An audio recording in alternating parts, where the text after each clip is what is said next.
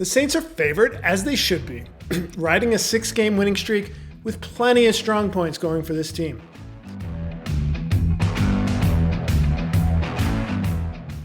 Hey, what's up guys? It's Jeff from Wunderdog Sports.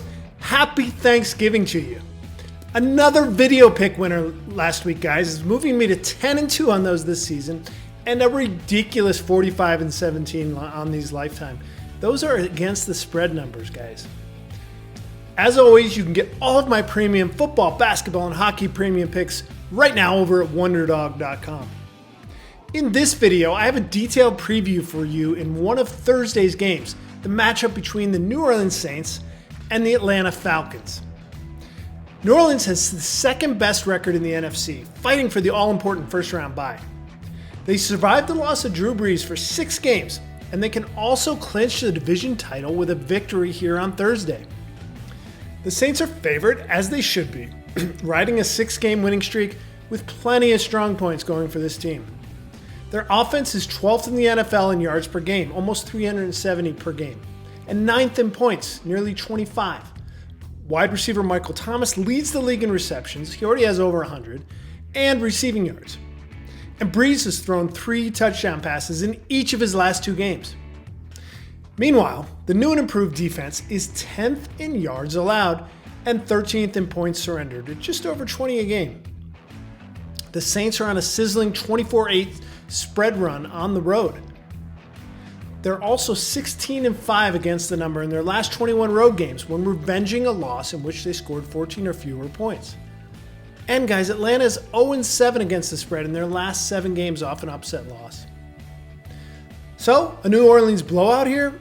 Well, not so fast. The Saints have outscored opponents so far this season by 42 points. That ranks 4th in the NFC and 8th in the league. Good, but not exactly elite.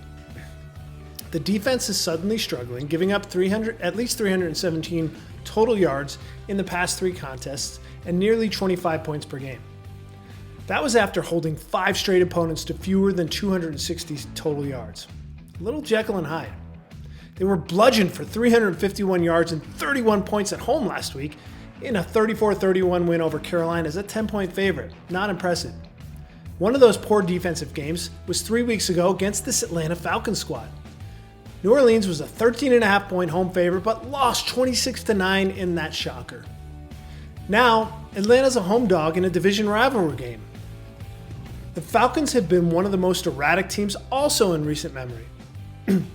They topped the Eagles as an underdog in Week 2, 24-20, then lost 6 in a row to fall out of the playoff race.